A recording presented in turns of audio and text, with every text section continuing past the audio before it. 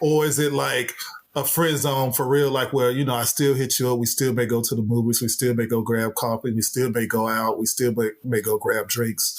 Like, I think I kind of do both. Like, there's some of my closest friends were people or guys that I've tried to date. But there's also guys that I kind of hit with the let's be friends, and I think I may text them maybe for another 2 to 3 business days, and then they're just like, they're out of there.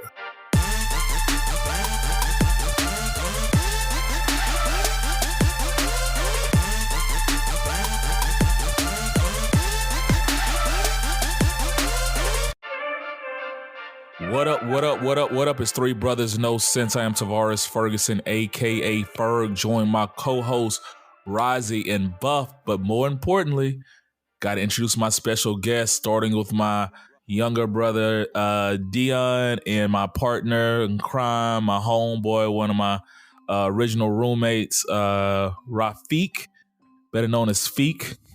Mr. Magic Stick. What were all your names, bro?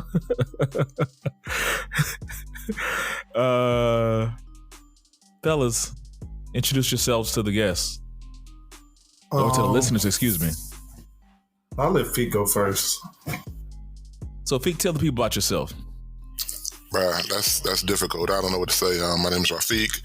I'm architect in Madison, Wisconsin, graduate of the #1 Florida A&M University, member of the greatest fraternity, Omega Psi Phi. That's all I got, bro. I don't know. We'll get into it later. He's and if the listeners don't recall, he called us Nouveau Negroes, I think. Yes, this is the Nouveau Negro. Mr. Nouveau Negro himself. I forgot about that. I thought Buff was going to bring that up. I wasn't going to say nothing, but I was waiting on it. Yeah, that's hilarious. Feek's an architect. He's in, like you said, Madison. Super cute as this dude. Wins every award. Does everything for the fraternity. I'm proud to call him a fraternity brother. He makes me not want to quit the frat sometimes, and then because I hear how much he works, makes me want to quit the frat the other time, half of the time. Thank you for picking up the slack, because I ain't got it. All right, moving on to my younger brother, Deion. Deion, what's going on with you, man? Deion, Tavares' younger brother. I used to be called his little brother, but I'm 6'6", Tavares like 5'6". So 5'8.5", sir. Okay. Razi's 5'6". Razi's 5'6". Stop, people. If we count the halves, 5'6.5", bro. Hold on. Announcement. I've never heard you publicly give out your height. Ever. Yeah, that's the first time I've ever heard. There's going to be a lot of firsts on this episode, so okay, all right. Because I don't think I did a lot of stuff, but But anyway, so yeah, Tavares' little brother. I'm currently living in Mobile. Graduate of none other than the best HBCU in the land, Alabama A&M University. Yeah, we heard that BS before. I was gonna say that's the second time we heard that. Yeah. Oh yeah. Lies don't care who tell them. Yeah. I recruited my little sister. Y'all talk about Alabama A&M and Florida A&M. Y'all need to be talking about Hogwarts University. Ravenclaw, baby, the claw. Damn you, all day long, baby. So Razi brought it up. There's a new, I guess, I don't even know what to call it now, movement going on for all the people who are lovers of everything J.K. Rowling's, aka Hogwarts, Harry Potter world. They have created an HBCU version of Hogwarts, and it has been all over Instagram and TikTok and everything.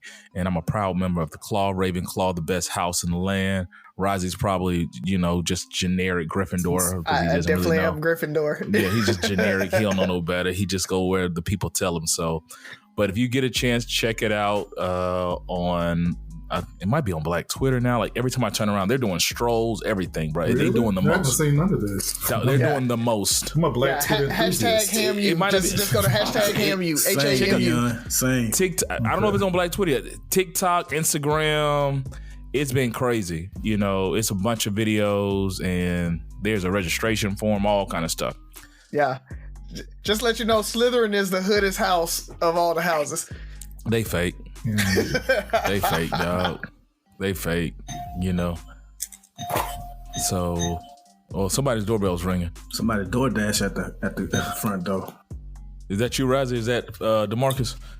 It should be DeMarcus. We're gonna call him out for not showing up. Yeah, we have a guy that's supposed to be on the show, stood us up, got here late.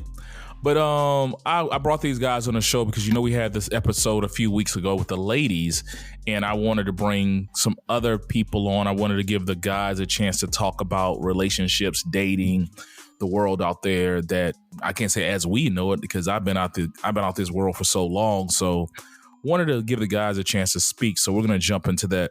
But before we get into that, fellas, what's going on in your world? What's new? What's hot in these streets? What's going on? It ain't Hogwarts, I'll tell you that. Hey, bro. I thought I was the only one. I'm like, I don't know nothing I'm about gonna let y'all have that. Harry Potter world. Yeah. It all started from the new game. So Hogwarts Legacy is a new video game that dropped. You don't have to explain, bro. We good. Yeah. Okay, all right. I think those that are interested know, those that don't, that aren't interested. Okay. Hey, Y'all so haters. were you asking me and Razi, Ferg, or you asking? I'm just asking the fellas what's going on. I don't have anything going on, man. I went to the Chris Rock stand-up special last night. Apparently it was taped for Netflix, which is dropping tonight as we record on Saturday. So I don't know how they're going to do that because they're saying it's going to be a live stream. So I'm guessing they're probably going to use cuts from last night. And if anybody acts up tonight, because he's doing a show tonight as well in Baltimore, and maybe they'll put them together. But it was a good show, dope show. I think they're doing the one from tonight. Did he use the set? You might not know, but did he use the set that he used with the Chappelle? I don't know. He talked about Will Smith at the end. Is that the same set? Yeah, I think so. Yeah, so he probably used some of the same jokes. All right. Yeah. So what'd you think? Well, I guess we're here tonight. We'll see tonight. Yeah. Anybody can plan on watching it? I'm gonna check Chris Rock live. I know it was divided on when he went after Jada. People said Will was protecting black women, which I disagree with. So some people have fell off on Chris Rock. I still rock with him. All right. Anything else? I was going to bring up Chris Rock, Hamu, a couple of other things going on. You guys might not remember the show Mel Brooks did, The History of the World Part 1. Okay, it was featuring Gregory Hines. I think it was from the early 80s. It was you just... old, bro. You older. You older than me, team. But basically it was his rendition of the history of the world, but it was just so satirical example of when the 10 Commandments was originally created. Mel Brooks was playing Moses, came down with 3 tablets and it had 15 commandments. I'm here to give you the 15 tablet broke. 10 commandments. So it was just everything like that. But there's a part 2 coming out. I think it airs on the 6th. And so they have a lot of special guests, and Mel Brooks has something to do with it as well. So they've been teasing the History of the World Part 2 for 40 plus years now. So it's finally out. So if you get a chance, the original one is on Hulu. Z and I started watching it today. It still holds up. It's funny. The thing about it, if you watch an old movie, like early 80s, 90s, even early 2000s, it's so politically incorrect that it's ridiculous. And you're just like, ugh. But hey, it is what it is. What else? So we have that, History of the World. Razi, I know something new is coming out. I know you got something for us. He saw Creed 3. You on mute, Razi. I muted myself trying to unmute. Yeah, Creed 3 dropped last night. I'm gonna try not to spoil it. I will just say that Adonis Creed is trash. Just throwing that out there. He's a trash friend. He's a trash son. That's it. That's enough. That's good. That's good. He's trash. So, trash dad, boyfriend, husband. Bro, that's good. Bro, that's good. That's good. Why, you know who's trash? Razi. As a friend, a co-host, a movie buff. It's like, how many times no means no, Razi? We didn't give you consent to spoil the movie. That was not spoiling. That is not spoiling. That is a spoiler-free review. I am just saying my opinion that he's trash. Yeah, when you said the first time that we kind of got the picture that he was trash.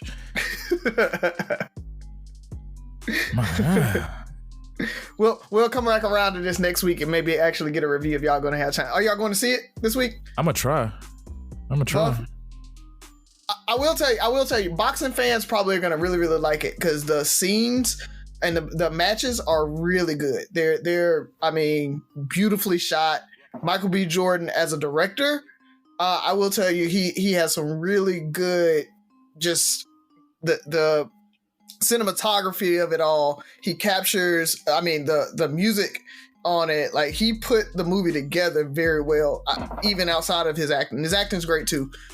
Again, with what's his name? Jonathan Majors.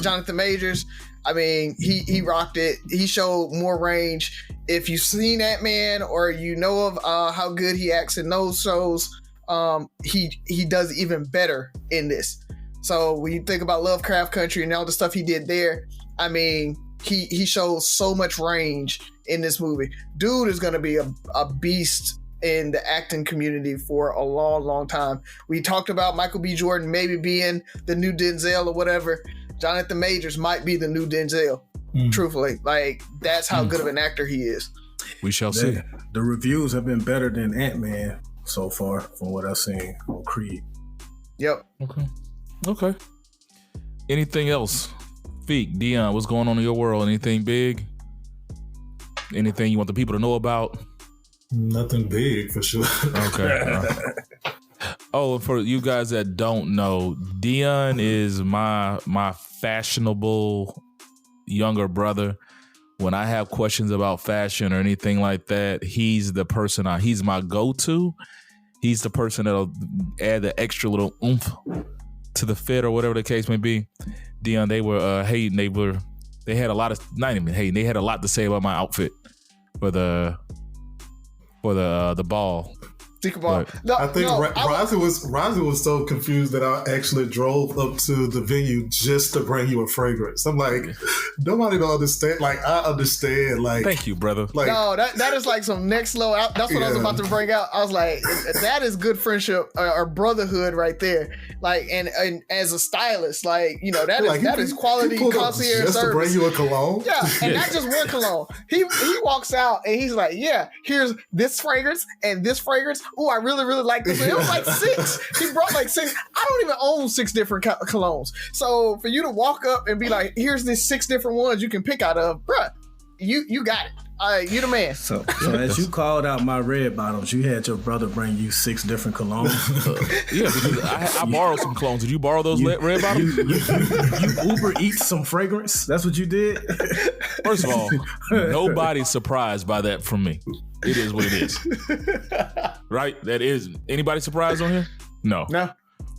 Red Bottom Buff made his debut. No. I've been telling my coworkers they were Versace Converse bathrobe, the that was a Gucci gift. belt. That was a gift. I've gotten gifts in my life. None of them included Versace, Gucci, or Louis. So I'm just throwing it out there. Anybody else got gifts like that? Not a one. All right. Red Bottom Buff it is. So let's jump into it. We got a lot of people on here. Is Sophie around? Let's get off to a good joke.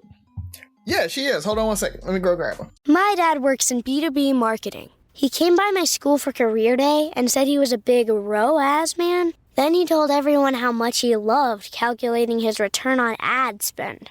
My friends still laugh at me to this day. Not everyone gets B2B, but with LinkedIn, you'll be able to reach people who do. Get a $100 credit on your next ad campaign. Go to linkedin.com/results to claim your credit. That's linkedin.com/results. Terms and conditions apply. LinkedIn, the place to be, to be. Lowe's knows that free is just better. That's why MyLowe's Rewards is free to join. As a member, you earn points towards MyLowe's money on eligible purchases, get exclusive free gifts, and earn free shipping at Silver Key status, all on top of weekly member-only deals. Don't wait. Join MyLowe's Rewards for free today and start saving more. Lowe's, we help, you save. Loyalty program subject to terms and conditions. Details at lowes.com/terms. Subject to change. Sophia, hello. How goes it? Hello. How's your day going? It's going amazing. Amazingly well? Yeah. All right. How was your sushi burrito? You drove a go-kart for the first time. Oh, yeah. I drove a go-kart for the first time all by myself. Tell Daddy to stop stealing your thunder. Well, she wasn't even going to talk about it. You don't know. You didn't give her opportunity. Spoiler. I was still introducing.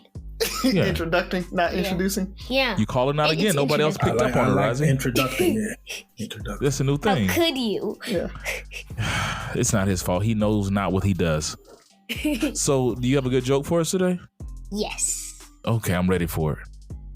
Two antennas got married. Their wedding was okay, but the reception was great. Yeah, the reception was great. I got it. Yeah.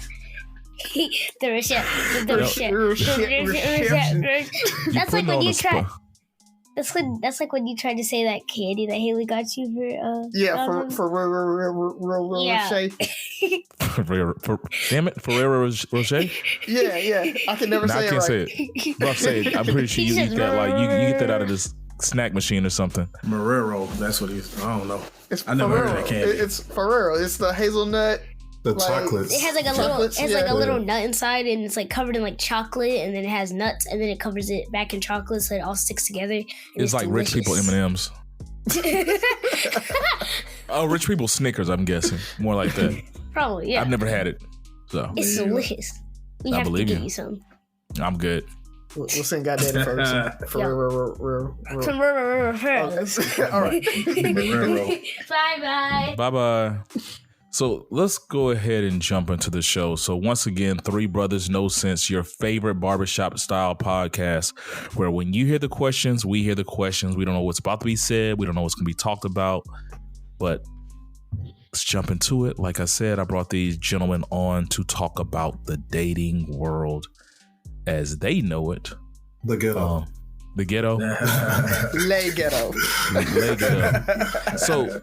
So let's talk about dating. What's the biggest challenge out there right now? You know, each one of us, you know, have dated in the past, and depending where we're at and where we're at in our lives, you know, they all presented different challenges. So, Feek, let's start with you. What's going on in this dating world, man? Absolutely nothing. Just like you said, that's a ghetto. Now, if you got me on here, you might have to do some bleeps because I'm a cuss. That's just ghetto, bro. That is trash. What do you mean?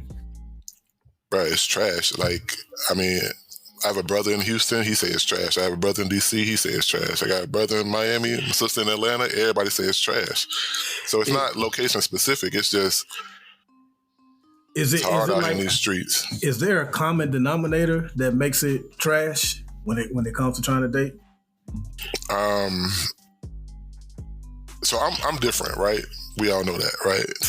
So my views are a little bit nouveau. No, they're not. That's the problem. That they're not. I have more traditional values. I think some of it's religious. Some of it's just old school. And you know, I think a lot of these broads out here. A lot of these women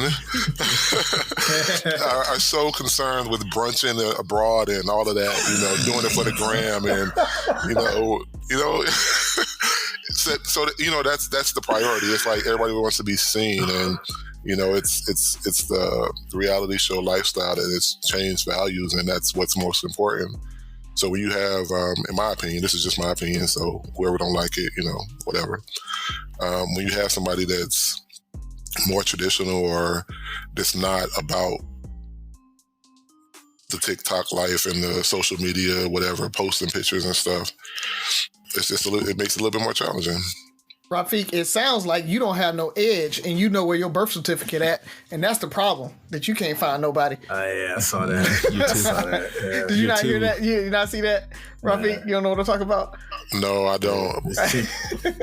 This chick said that Michael B. Jordan has no edge. He looks like he knows where his birth certificate is. I did see that. And I'm like, not only do I know what mine is, I know what my daughter's and my wife's is. Like, I was about to say, mine sitting right over there under the desk. Right? So I'm like extra no edge, yo.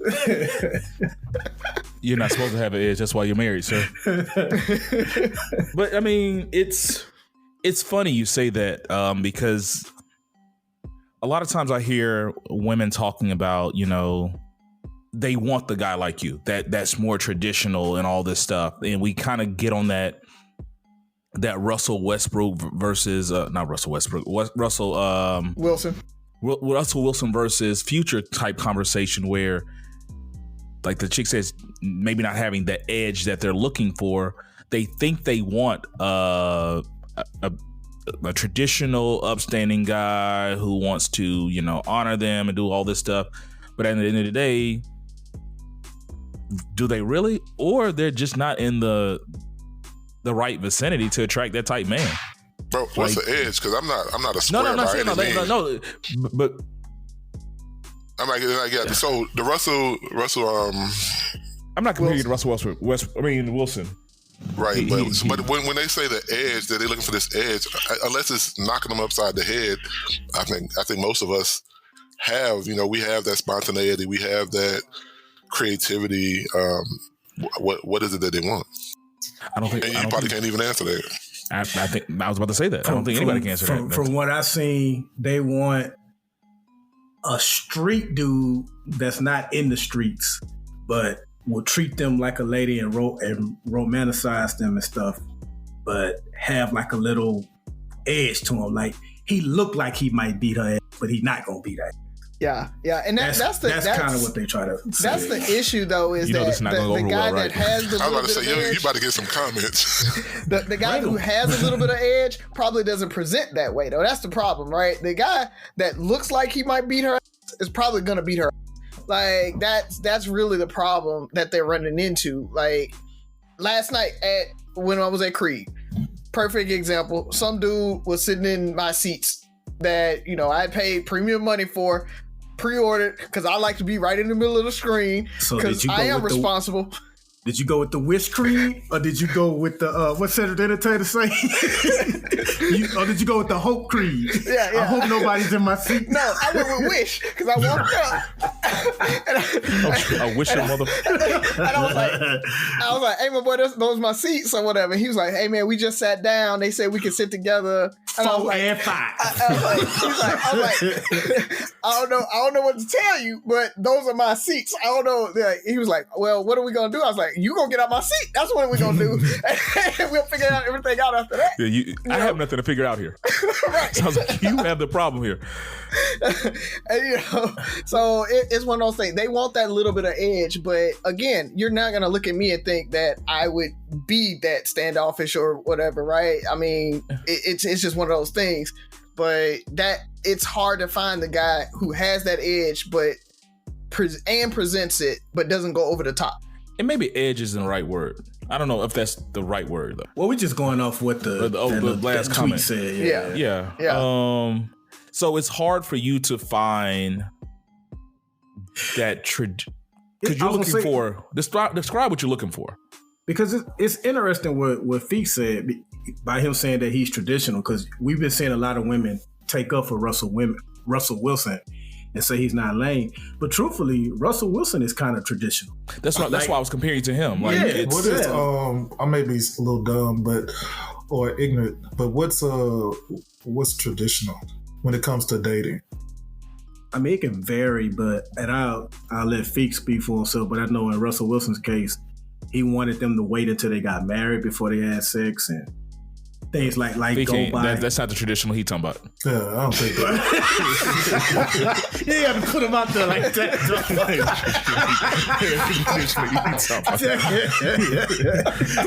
What tradition you talking about? Traditional sound boring.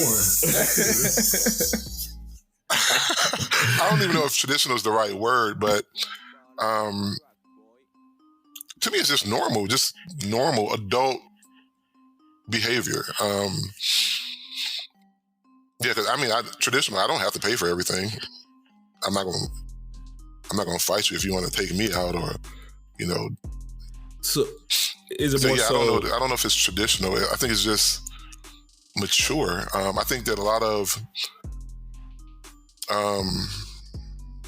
people, not just women, but men and women, are just immature in their mentalities and in their thinking. A lot of times, it might be cliche, but they say you never know what's good for you or until however it go, whatever it says. But I think a lot of times we want things that's not the best for us, and then by the time we realize it, we're single old cat women and grumpy old men.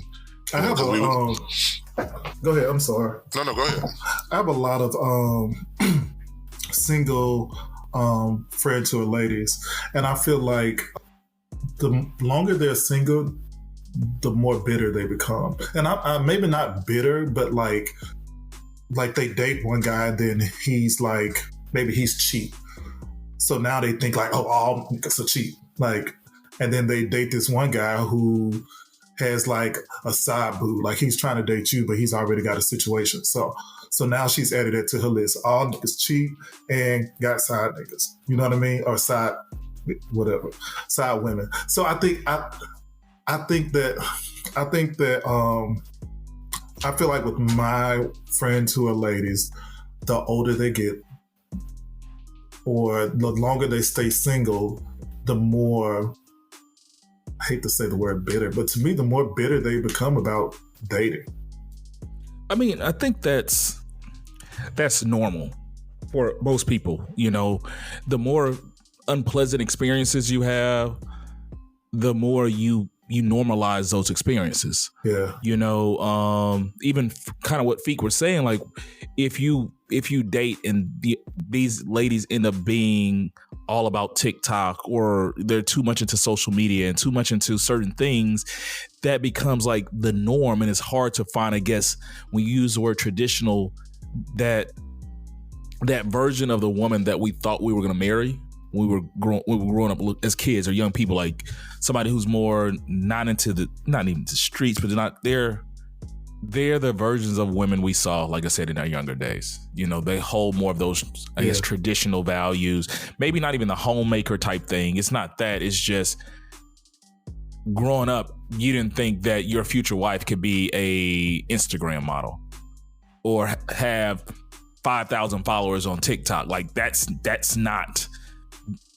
When I was 20 years old, I never thought that type woman would exist. So I never was attracted to that type woman. I wanted what I got, Right. But I don't think that's a bad thing. And I'm all for women having careers or doing their thing. If you want to be an influencer, if you want to, whatever you want to do that. But I don't think anything that you do should compromise the family or that relationship structure. So have priorities shifted? Yeah, absolutely. And it's not, I understand why, if you said, like you said, if it becomes a normalized thing based on past experiences, or if, women are constantly dogged out or mistreated or left hanging and they have to provide for themselves, they start to build up that skin. Rightfully so. And so that's what they're doing. It almost seems like this is what they have to do, and it's not what you have to do, because there are guys out there that understand, that might be an old school way of thinking about the roles of a man. Like, I think that, and when I say traditional, I think it's more of the family structure, not the dating. It's the family structure where I feel like the men are supposed to be the provider, not to say that, I have an iron fist and I rule, but it's my job to protect and provide, right?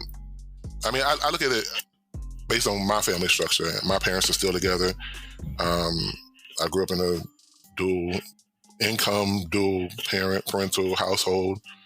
And I know that's uncommon, and especially with African Americans. But I mean, that's what I knew, and that's what I saw, and that's what I want. Yeah, but and like you said, the difference there a lot of times is that traditional mindset of male being a provider doesn't necessarily mean that he has to be the sole breadwinner or even the high earner in it. Because, you know, I grew up in a time where at points my mom made more than my dad did. You know, when she had the daycare and she was doing the party supply store and everything, my dad was helping with the party supply store, but at the same time, you know, she was actually bringing in more income than he was. But like, I think Ferg, you talk about it a lot of times where it's not necessarily who's bringing in the most at the time, but there's always this mentality in the back of your head that if something hits the fan, right? If shit hits the fan, I'm still the one that got to go out and get the extra job to do whatever to make ends meet. That, I think, is where it's that traditional mindset that you're probably talking about it's still the buck stops with me.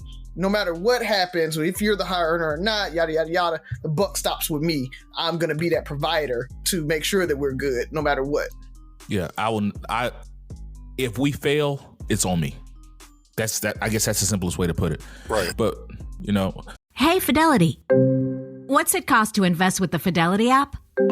Start with as little as $1 with no account fees or trade commissions on U.S. stocks and ETFs.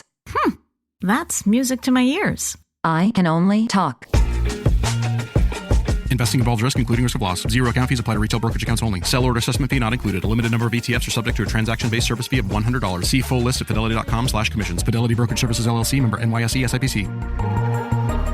Every cup of Nespresso coffee is an invitation to transform your morning routine into a ritual you can treasure each and every day. Using the Virtuo Pup, a simple touch of the button freshly brews bold aromas and a rich, velvety crema layer for delicious cafe-quality coffee at home. Whether you enjoy your coffee hot or over ice, every sip, every morning is unforgettable. Nothing tastes like Nespresso coffee. Visit Nespresso.com or our app to explore our full range of easy-to-use machines and coffees not found anywhere else. Deion, what's going on, man? Tell us what's going on in these streets for you. So, I don't identify as heterosexual. I'm a gay man. So, my ideas around relationships, obviously, just because of the obvious circumstances, aren't traditional. I can't believe I would say this publicly, but I don't believe that all relationships should be monogamous. I respect several different dating styles, with that being said, because I've dated and I feel like there's been areas while dating one person in a monogamous relationship that I feel like I wasn't satisfied, but I also felt like that person was the one. I feel like they were the one. However, there were some areas that I wasn't being fulfilled in, and that I felt like it should have been okay to kind of, I guess, find someone to fulfill that with still having respect for the relationship. So an ethical non-monogamy versus like a poly life type thing, right? Yeah, like, so you're not really down with, or are you? Are you down with like poly versus ethical non-monogamy? I wouldn't say poly. I would definitely say open. Okay. And this is not a forever thing. It's definitely like kind of how I feel now, just based on my lived experiences. But I wouldn't say I would be considered poly, but I definitely would date someone openly. Yeah. Okay.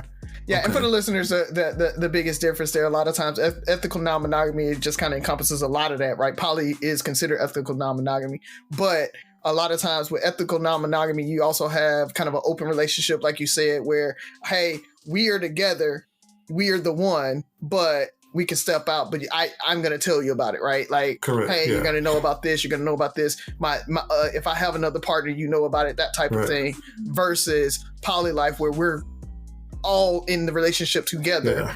Whether we all sleep together or not, we're all in the relationship together. So that's kind of the biggest difference there. Right.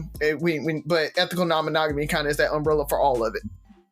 So I'm glad you brought this up, because I think there's a common denominator here that I always see, and I've said for a while, is I think the world is changing so much that the dating world is part of that too.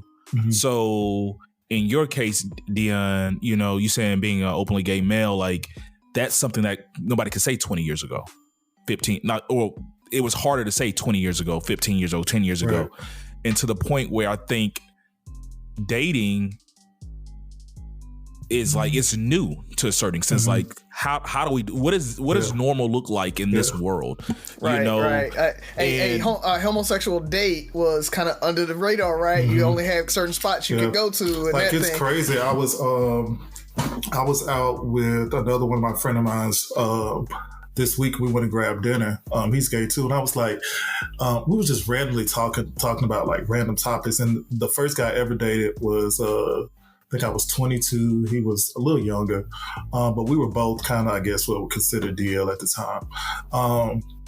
But it was so weird because like 3 years of relationship was our first time actually going out in public together. And I was telling him like, it was so weird because like all of our encounters had happened like either in his house, like we would order food or go grab something to come back to his spot, or we would grab food, come back to my spot.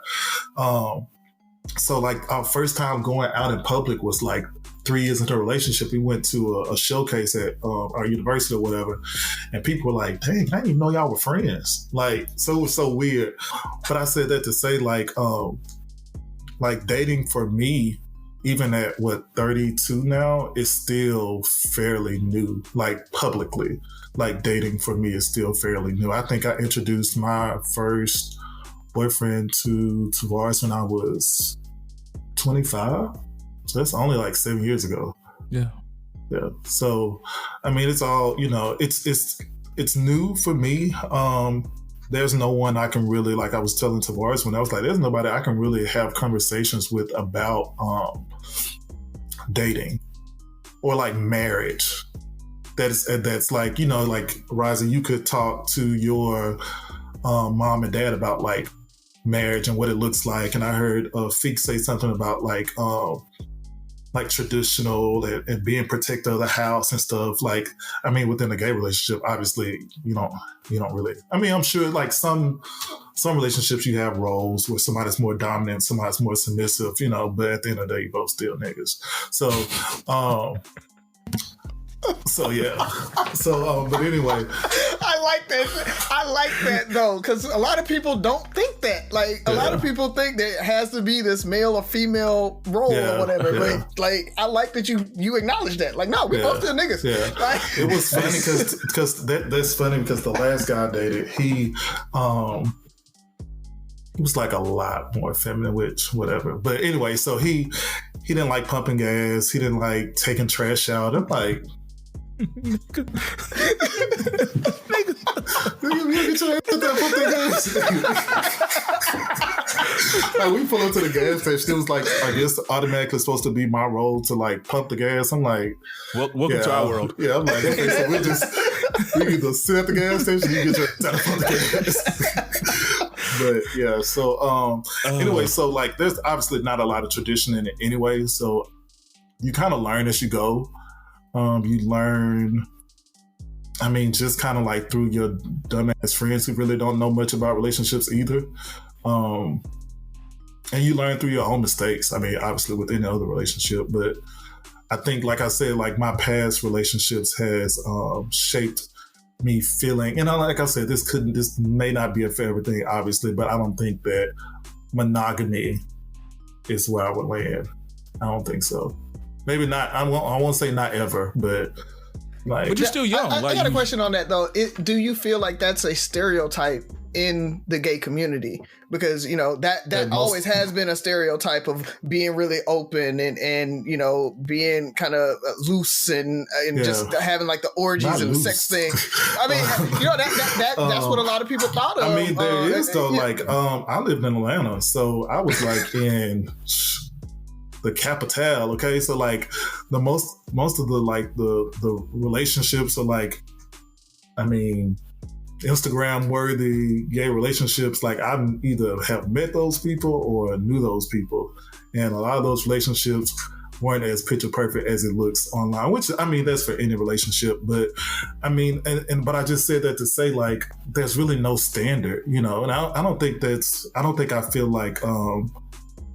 Because, you know, it was crazy, though. One of my friends said that I feel as though monogamy isn't for me because I haven't met, quote unquote, the one. I'm like, I don't know about all that. Yeah. I don't know. I don't think there's a standard in heterosexual relationships either. I was looking at something this morning, and they talk about, we always look at these couples, and Will Smith has $500 million and his wife don't love him, or Jack Sparrow make all this money and his wife hitting on his pillow. Like, there's no, we look at these relationships like these people are perfect, or these, what they put on social media, and that's what we aspire to, and they having hell just like everybody else. Yeah. It's tough. And I'm glad you brought that up, because that was a perfect transition, because I think our generation and younger moving down is they're looking at relationships differently. And Feek, even we brought up the word traditional. That might be part of the challenge, is because our moms and dads' relationships or goals seem closer aligned with their parents and the parents before that. But now the way the dating world is with apps and all these amories and polyamory, there's so many different, in all communities, ways to date. Have people been pushing back on monogamy as much as they have? With women now having more of a voice and focusing on their careers and saying, I can be more than a housewife. I don't have to go run and get married at 17, 18, 19, right out of high school, right out of college. I don't have to get my MRS degree. Like, things are changing, and our people are kind of looking at marriage and dating with no real people to look up to. I don't know how old you are, but I'm not that old. I'm not. And so what are you about to say? My parents aren't that old. My parents, both my parents went to Howard. They met at Howard. My mother had a very successful career. She worked, but she still raised a family. My parents traveled. So it's not, for me, it's like, what the hell y'all want? Like, you can do these things. Like, do y'all not know that that's possible, to have a career, have a family, still travel, still get the best of everything? I'm not saying that. What I was saying is more so, I think my mom and my dad's generation, there was a clear-cut path.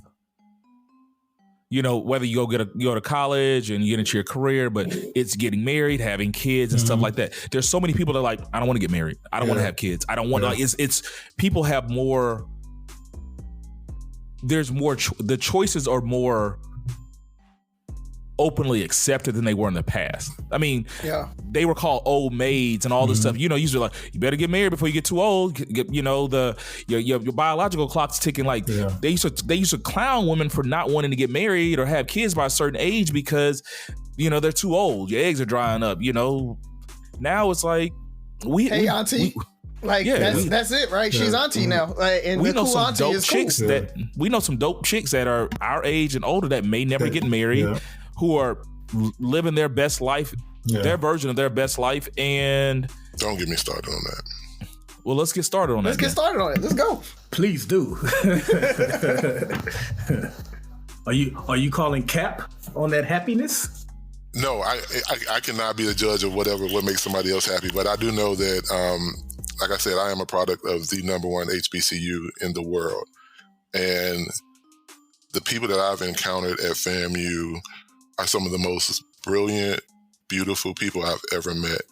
And I know so many beautiful, successful women that are single.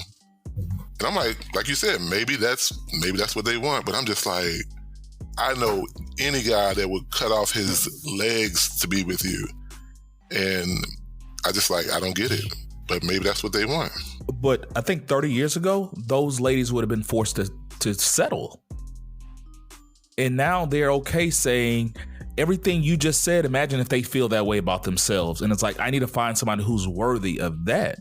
And that's what I'm saying. There's more options. It's like they're not frowned upon for not settling the way that, like I said. It's a settle, but I mean, it's a settle if, you have these unrealistic, he got to be 6'7", he got to be 180 pounds, 16% body fat, make $180 million a year, drive this kind of car, live here, has that's settling if you got unrealistic expectations. But at the same time, you can't have that list if you pushing burgers at In and Out.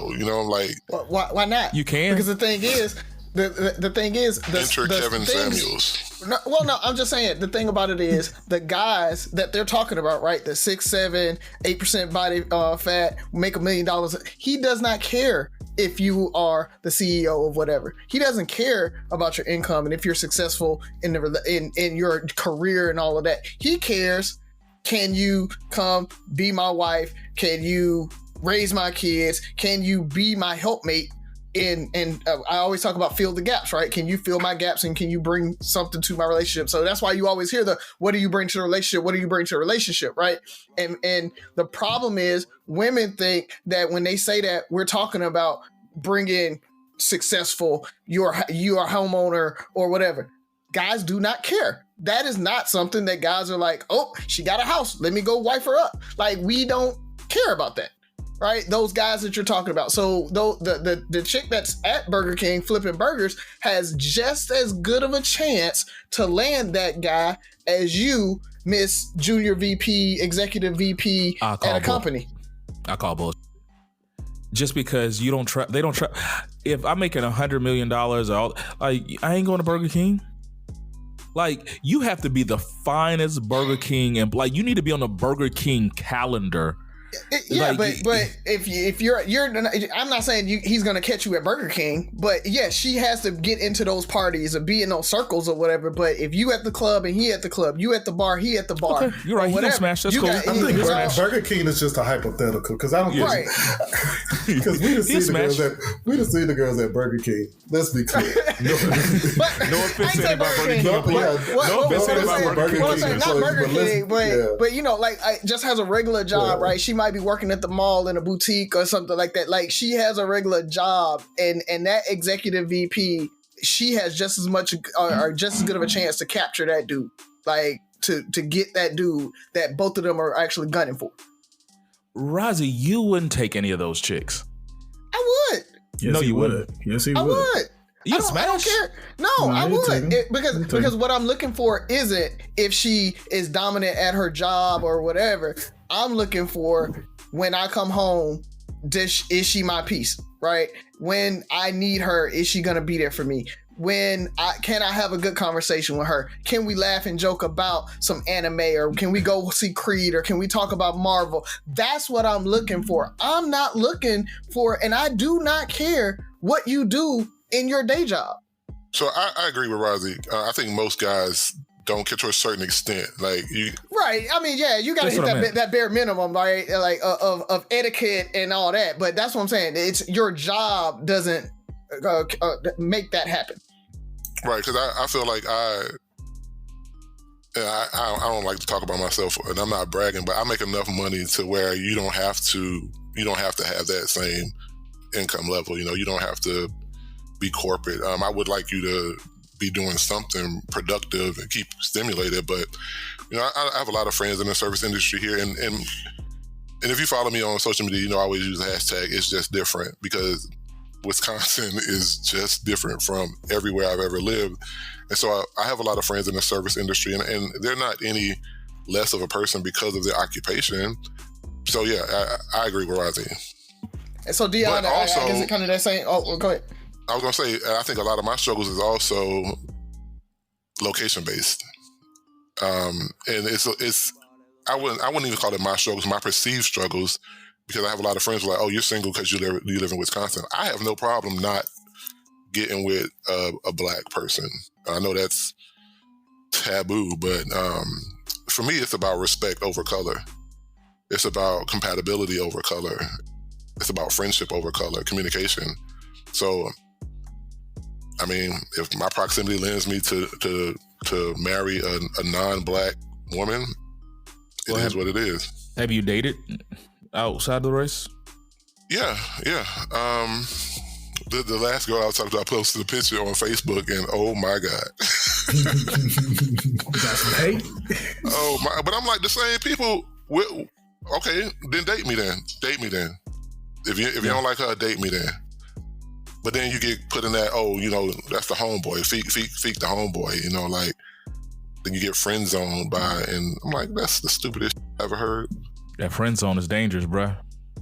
I'm the king of the friend zone.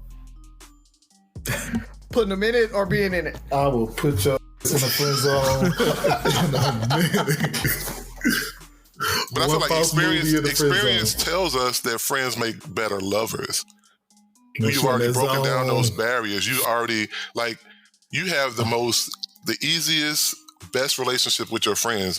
Why not turn that into something else? Because I can always be your friend. And if it doesn't work, then that's still going to be your friend. Because that's what friendship is. And you know that better than anybody, bruh. Yeah, but I think that's what people look at it. But I think going back to that Russell Wilson, like, that friend, they might not see the edge or whatever they're looking for in the guy, even though he might be the best thing for them, right? That's why we're going to have a whole society of cat women and grumpy old men. Well, then it'll be the norm. And what's the problem? Society adapts, right? It's not a problem when it becomes a norm. I think with the friend zone, I mean, you're right. It might be better for relationships, but do those relationships last? Are they getting what they want out of them? Because they're still, I'm a firm believer, like, you still got to have that attraction, that sexual energy, all that stuff as well.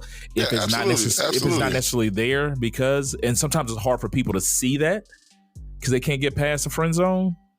I think most people that get put in the friend zone because I don't see you in that relationship phase. That's exactly what it is. That's what it is. It's not, oh, I don't want to be in a relationship with you because I see you as a friend. It literally is, I don't see that spark. I don't have that spark there. The relationship's never coming because even if we tried it and I'm talking to you on the phone and I'm trying to get to know you and I'm trying to feel you out and it just doesn't quite get over the hump, you get put in the friend zone, even if the sex is good. Like you said, Rafeeq, I mean, the sex can be good, but at the same time, it's just something about it just doesn't click. I have more fun with you and I enjoy you more on the friend level than I do on a relationship level. Is that a black thing? No, white people do it all the time too. I mean, white people get put in the friend zone. Is it more of a black thing? No, I don't think so. And I disagree. Is it really a friend zone, or is it like, like when you don't want to talk to nobody, like, man, maybe we should just be friends, and maybe we should just be friends. Be like, I mean, we may continue texting for like another week, and then like we just kind of die out, or is it like a friend zone for real? Like, where, I still hit you up. We still may go to the movies. We still may go grab coffee. We still may go out. We still may go grab drinks. Like, I think I kind of do both. Like, there's some of my closest friends were people or guys that I've tried to date. But there's also guys that I kind of hit with the let's be friends, and I think I may text them maybe for another 2 to 3 business days, and then they're just like, business days. They're out of there. He said business. Oh God, Feek, are these? Because we're very similar. That we have a lot of the same friends, right?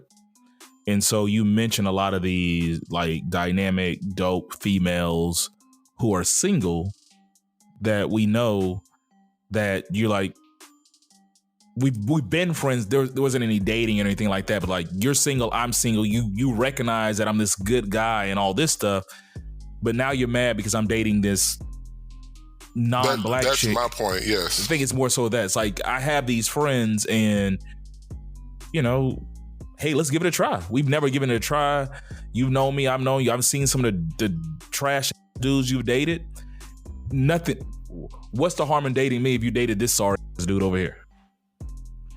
So that sounds kind of weird though. It's that me. Spark. If somebody pulls out, go ahead, Deion. Go ahead. Somebody come out the ground like y'all been friends and y'all just been cool, and all of a sudden they like, so I was thinking, I think you're like, no, this weird as shit. And then like, if you say you have to commit to, I mean, like, what if you kind of say no? And then it kind of puts y'all in a weird space of like, yeah, we've been friends for like 5 or 6 years, and all of a sudden they confessing their feelings to me and want to go on a date. Yeah, because truthfully, that sexual tension and that spark would have been there. Yeah. Right? It's very different We would have been got drunk. Yeah, exactly. We would have got drunk one night and it popped off. Like I don't see anybody that I've like really been friends with for a long time and never really looked at them that way and everything. And it just like, hey, let's try it out. That's gotta be like the low of the dating pool. Dating pool. Like, let me start just going through my friends list. Like, it worked on Seinfeld, didn't it? What can I dust off? Did it work on Seinfeld? Did it? That's a sitcom though. You know, but no.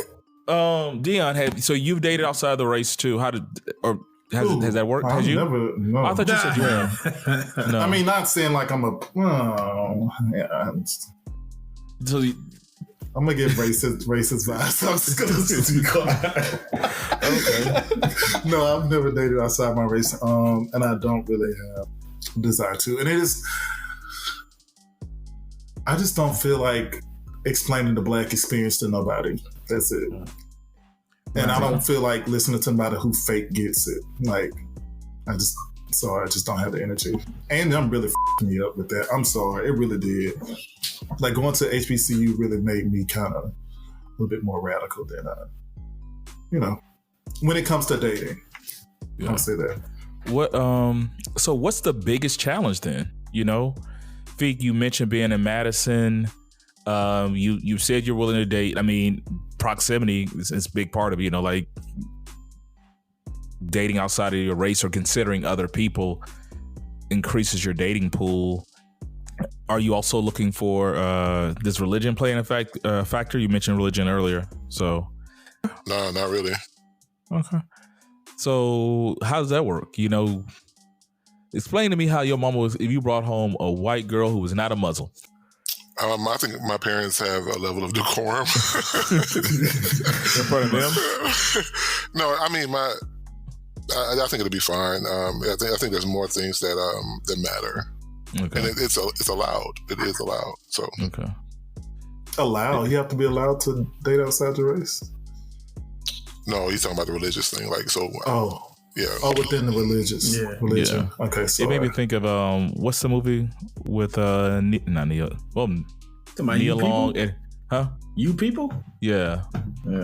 Because have you seen that Feek with Eddie Murphy and Neil Long?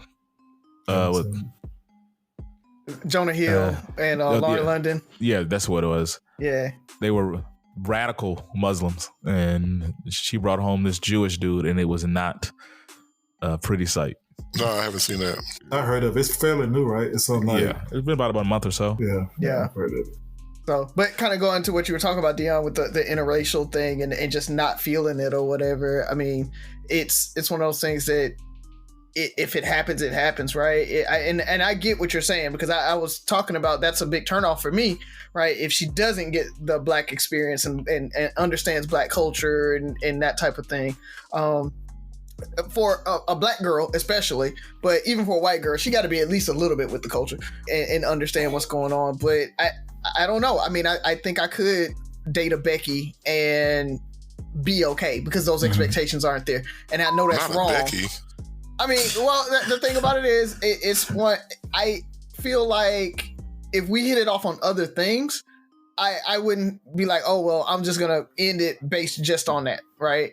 But I haven't come across, like, I've come across white chicks that were like down for the culture, right? Like they grew up, went to like Black schools or whatever, so they knew the culture, they knew what it was, and we could actually have not the same shared experience, but at least they could talk about it, right?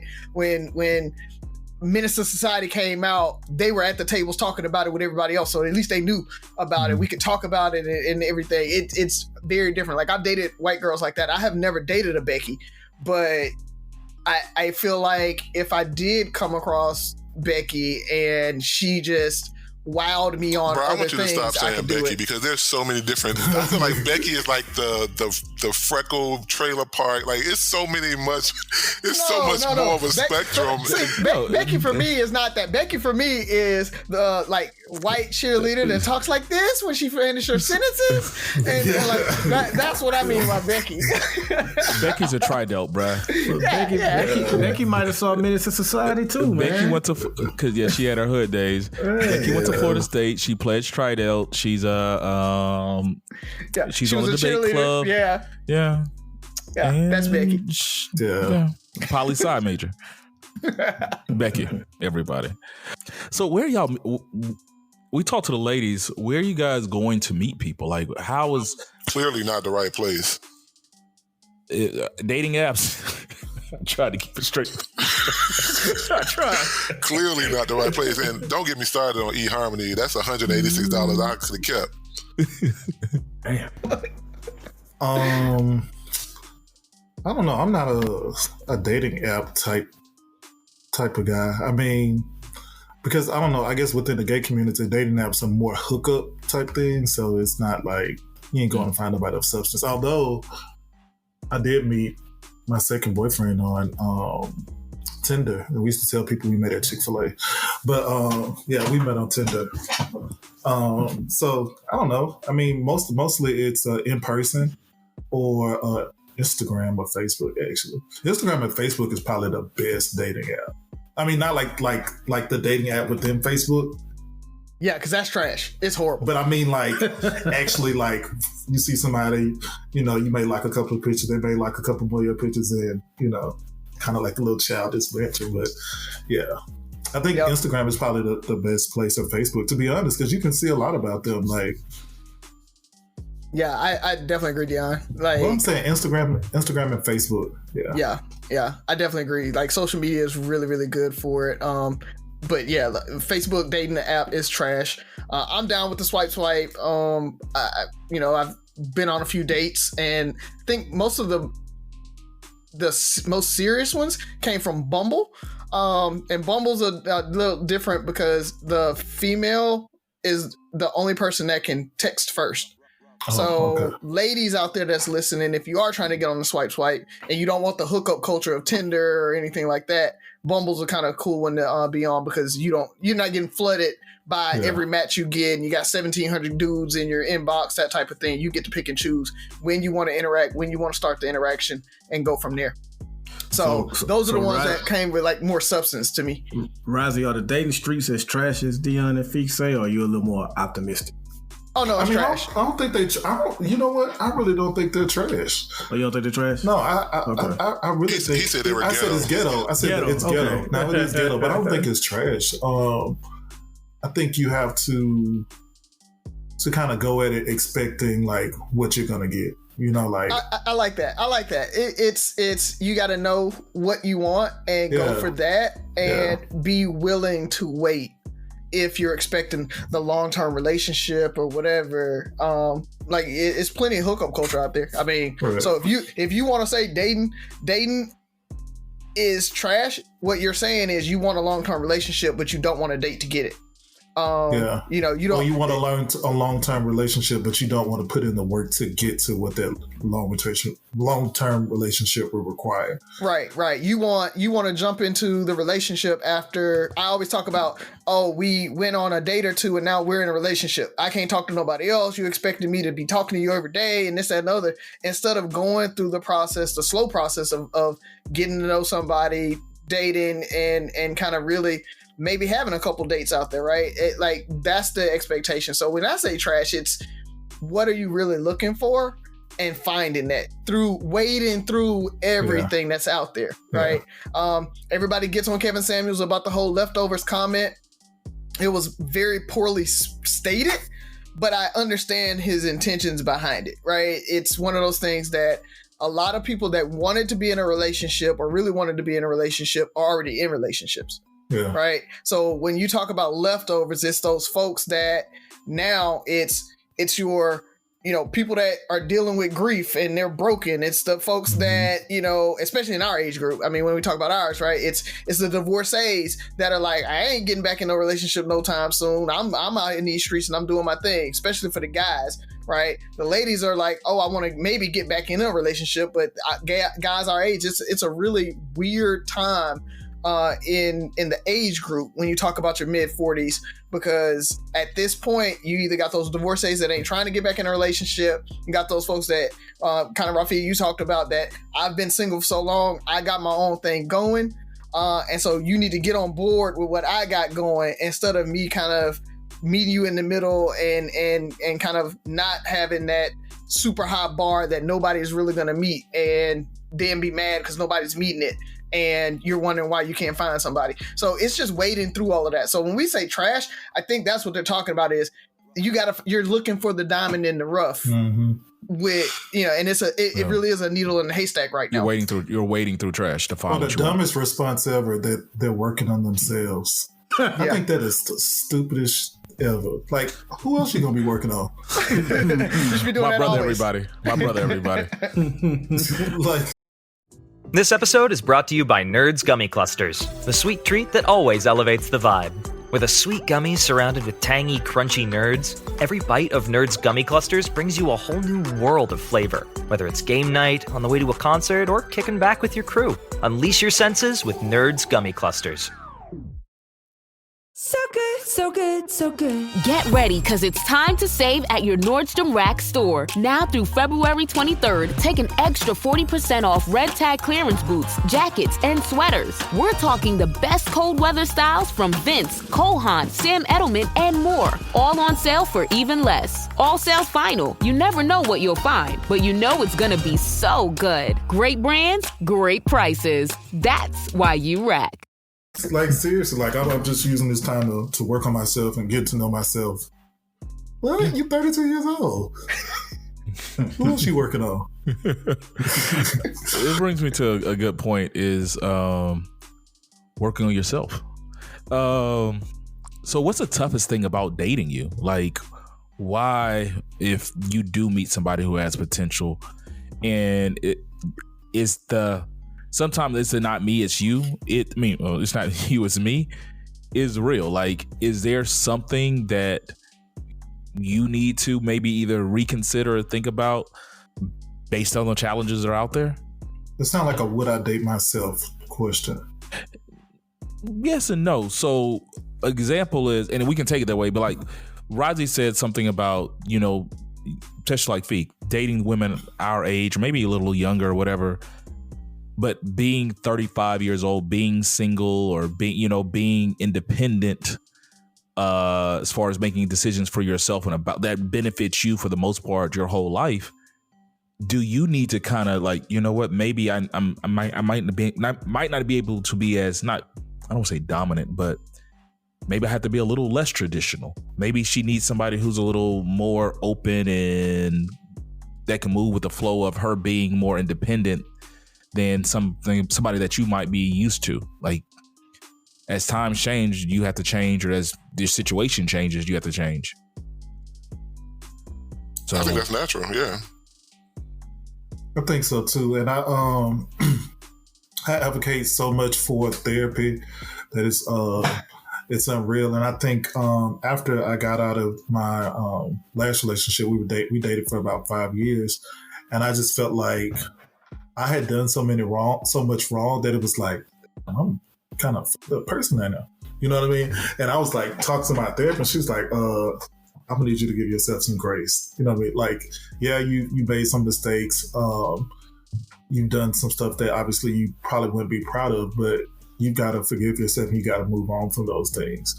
And I think I took those words like so literal, like, because I needed to hear that, because I was being so hard on myself about how I was in a relationship, or like what I could have done better, or maybe this was a person for me, but I allowed them to escape because of being so into myself, So I think now, moving forward, I think transparency is just like, it's like very key. Like you got to know how to communicate like what your expectations are and kind of where you are.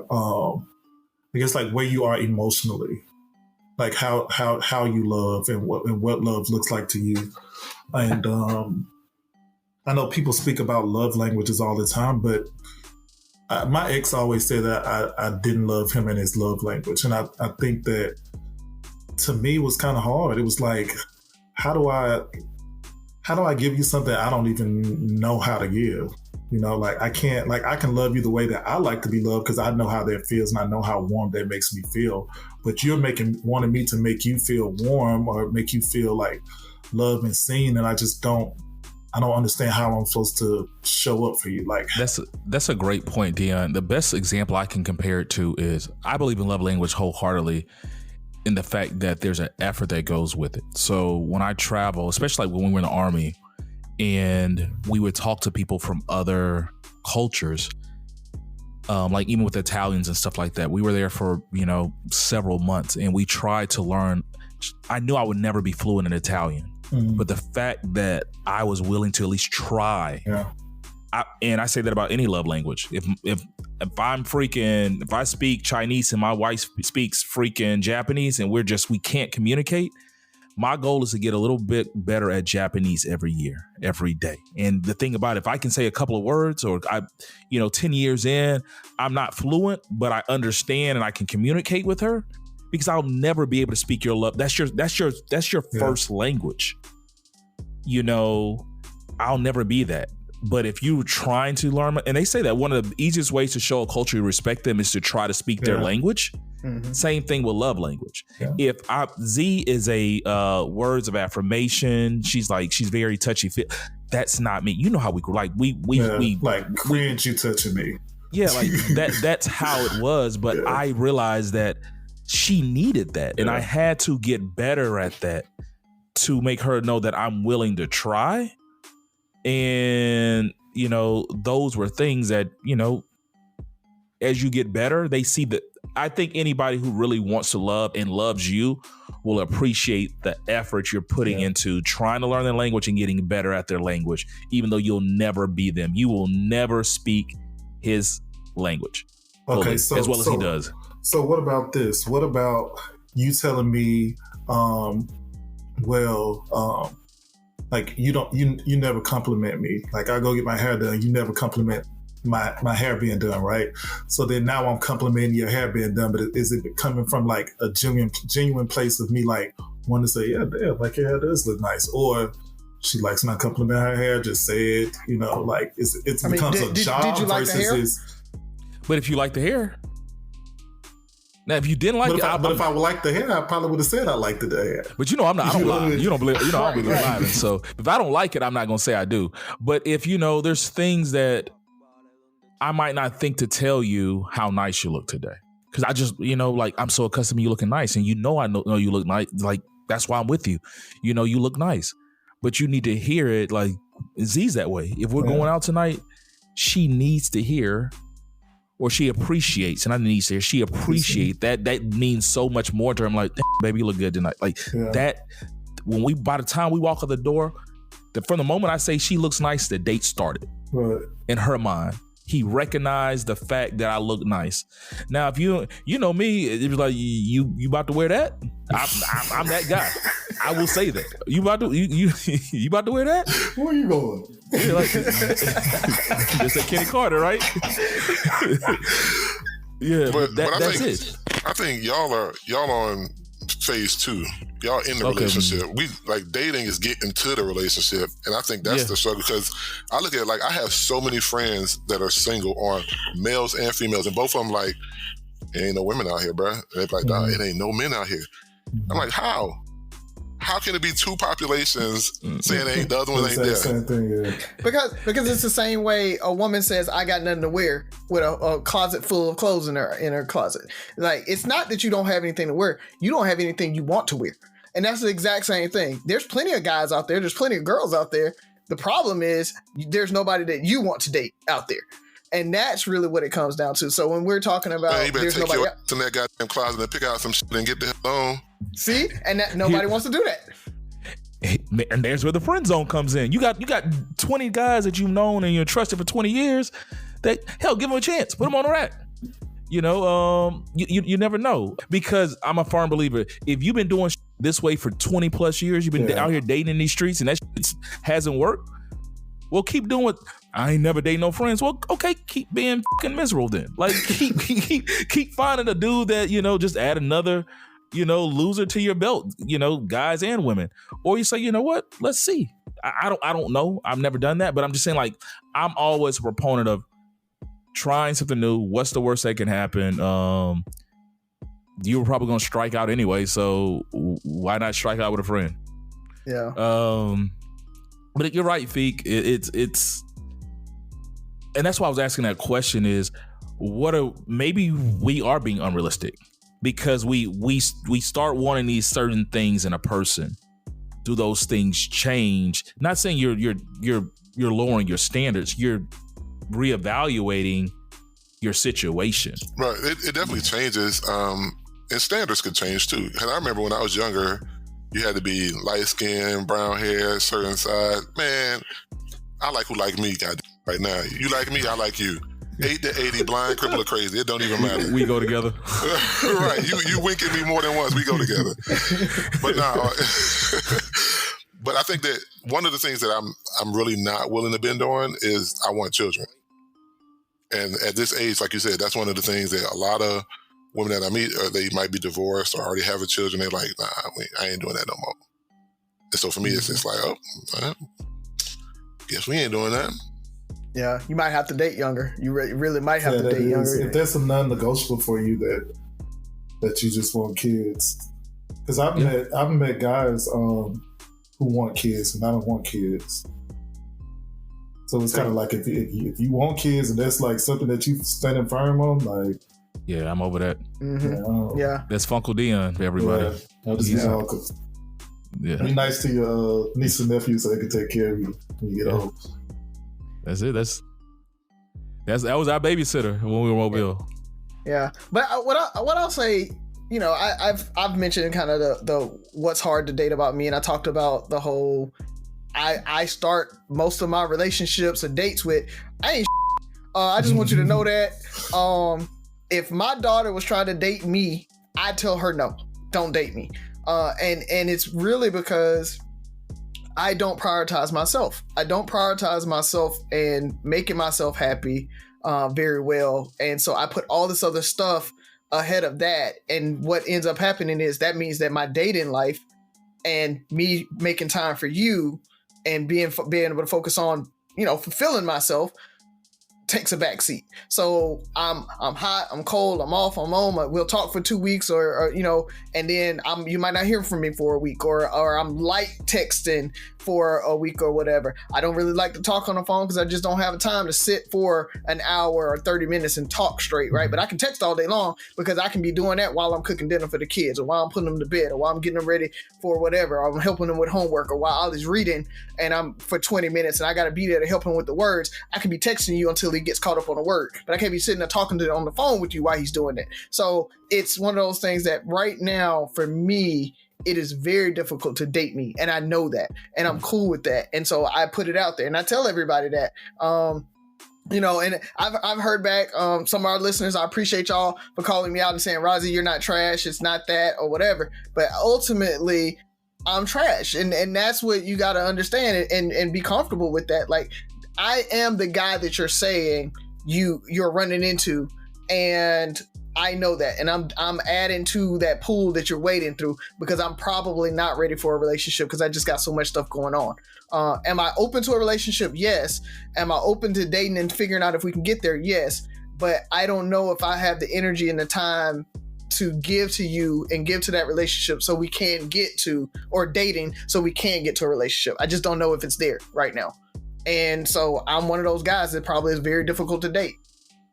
I think that like with me, people expect me to just have like this massive amount of guys who are trying to like date me or talk to me. You know what I mean? Tall, dark, and handsome. Yeah, exactly. Yeah, he's 6'6", you know, like he's dark and being a flight attendant. Oh God, he's definitely like I think I done sit here now and I think I may have gotten one text message from my cousin. Like, my phone is dry. So, I don't know. I think that a lot of people, with me, a lot of time it's like a lot of guys like that. I think he may be. So you just get stereotyped off rip. Just off, I ain't said no words yet. Oh man. So is there a way to overcome that? How if you're ready to start dating, let's say you were looking for that next move, like, you know what, I'm ready to settle down. I'm not saying you are or aren't. Like, how do you get past that? How do you convince somebody that you're not a Let's see. I don't know. Well, Razi, how you convince people you're not I don't know.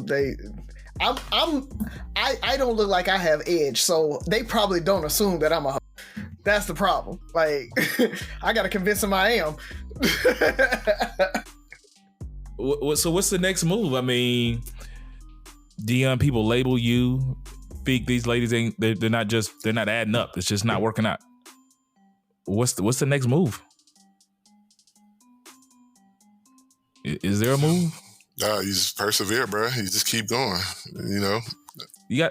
Are you gonna change anything when it comes to the dating scene? How do you? Outside of like the location, like we were talking about, so I think somebody said something about where do you meet women, or I think that's the only thing you can change, right? What else can you change? Maybe what you're looking for, is it the age range, maybe locations in there? You said kids is non-negotiable. I don't know, man. It's just and when we say age, if you're not looking for kids, have you thought about dating up? Finding you a cougar or something like that that's kind of on that same thing? I mean, in your 40s. Kids. No, he wants kids. Oh, you want kids? That's right. Yeah, it's the other way around. Yeah, Deion wanted no kids. Okay. Feek want about 7. Dang. Would you date younger, Feek? Yeah. Okay. 8 or 80? 8 to 80. Let me not say 8 to 80 no more, guys. I think that's right. People take that and R. Kelly and all this other stuff. 72. Yeah. Okay, yeah. No, I would definitely date appropriately younger. Yes. Yeah. What's that mean, Buff? I'll put 29 and 364 days. No. 30 years. Yep. I'm on it. Yeah, women get mad at that too. Some women get mad at that too. I mean, I don't know, man. It's tough in these streets. I mean, it's because I don't think, and the challenge is, I don't think anybody would have a problem if they just openly date and just want to be, date around. Mm-hmm. Feek, you're looking for that long term. You're looking for the one. Like you want to stop playing games. You're ready to do this, and you don't have to be the one forever. But I mean, you never know. That's the goal. But if it's the one for the next 10 years, then that's what it is.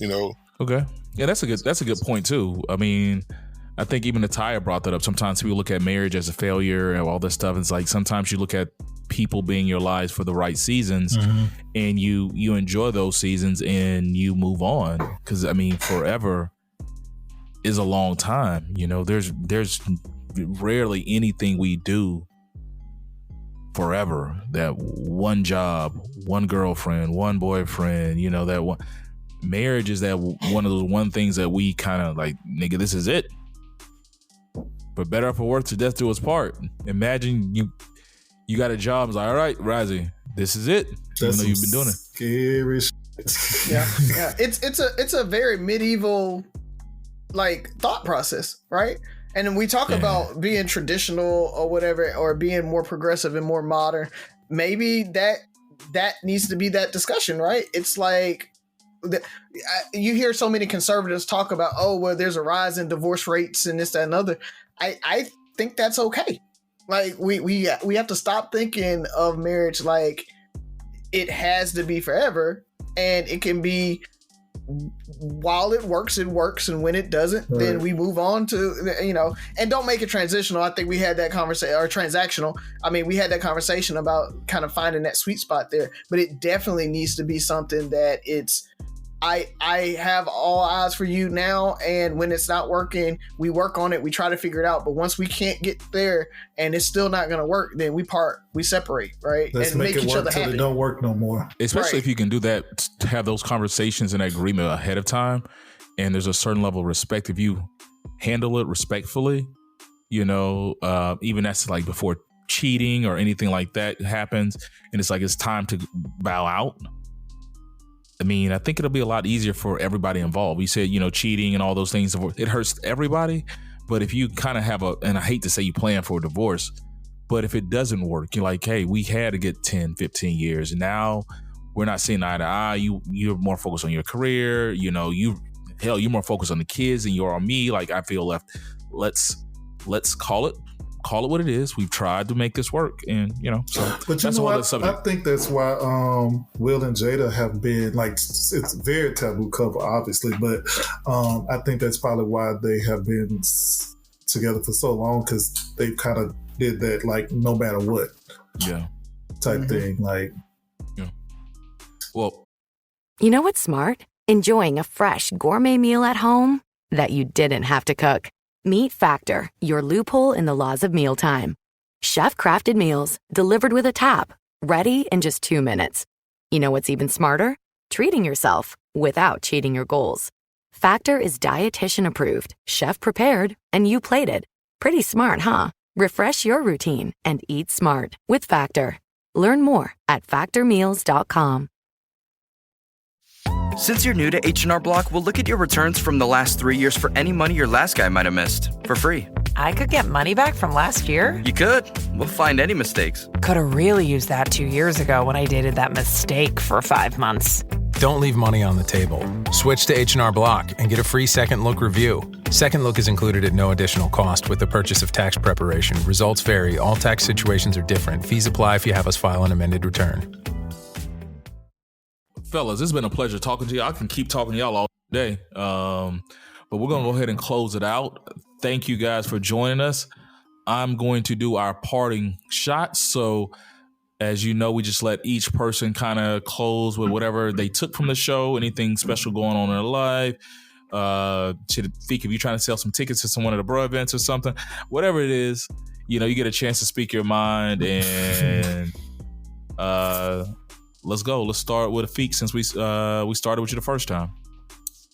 I have no idea what to say. I definitely enjoyed it as always. I wish my brother Buff up there would have been a little bit more vocal. I like those interactions because they typically are contradictory. But yeah, man, it's been good. Like I said, dating is different. It's difficult, but it is what it is, right? Definitely. We're gonna get you back on the show, bro. We definitely want to get you back on the show. Appreciate you coming, Deion. What you got for us, bro? First of all, thank y'all for having me on the show. Hopefully, I offered some perspective. Definitely from my side of the dating world. Yeah, look forward to being back one day to talk about whatever y'all want to talk about. Okay, that's what's up, man. Razi, Buff, who wants to go next? Definitely grateful for having both of you brothers on, man. We definitely appreciate it. We had the ladies on a couple of shows ago, so we definitely wanted to get perspective from the men, man. All I can say is I hope dating gets, less complicated, easier, less ghetto. Less ghetto. For both of you brothers, man. I've had the opportunity to meet both of y'all, and from what I've seen and from what I know through Ferg, man, you both are two great brothers. So, just hopefully it'll get less ghetto for you guys out there. Other than that, just to get off of what the episode was about, man, I just want to use this little platform and hope that it reaches one Ja Morant of the Memphis Grizzlies and just say, dog, chill out, man.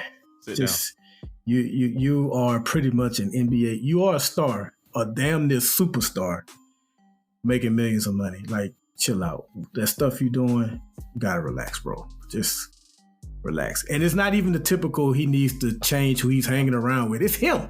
He's doing the stuff. Right. Like, they're not even, like, he's doing it. So relax, man. Just relax. Hopefully that reaches him in some type of capacity. Case study in when keeping it real goes wrong. Right there. But yeah, Echo Buff, gentlemen, thank y'all. Great conversation. Inspire you on air. We hope that you guys enjoyed the conversation and keep enjoying the conversation. Make sure you're checking us out. All podcasts and platforms. Make sure you go over there and click and subscribe to us. And listen to some of the back episodes because all of them are just as good. It was a great conversation. Appreciate you guys for coming out. And like, I'm taking suggestions too. So if you know anybody, know somebody, look at somebody out. I take all suggestions. Send them out there. Yeah. Got you. So, but you guys, the thing is, you're gonna find that person, right? This is dating, and finding that needle in a haystack is very difficult. It just is. but they'll come. And when we say that significant other, that person is that one that fits you, right? Deion, when you talked about, non-monogamy and that type of thing, you're going to find that person that is the one, but cool with that. They're out there, and for everybody listening, we talk about it being ghetto, we talk about it being trash, but there are good folks out there, right? And you got 2 of them on, if not counting me, and if you throw me in there, you got 3 people on right now that are good. 2.5 because you're trash. 2.5 because I'm trash. We'll count that. So they're out there and listening. So keep at it.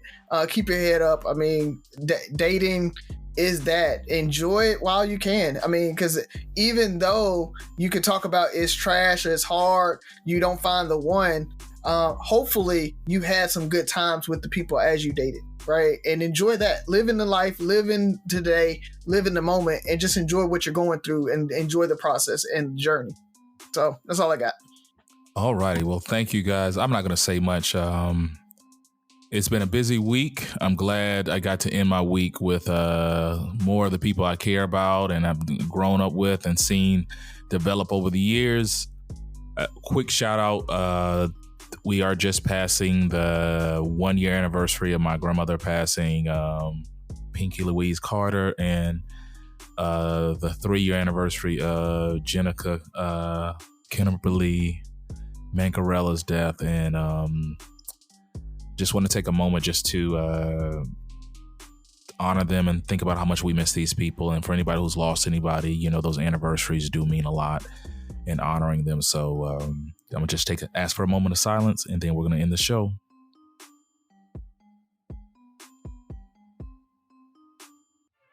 All right. Thank you, guys. With that being said, 3 Brothers No Sense, 6 Rules of Podcast. Listen, like, share, subscribe, comment, and most importantly, listen again.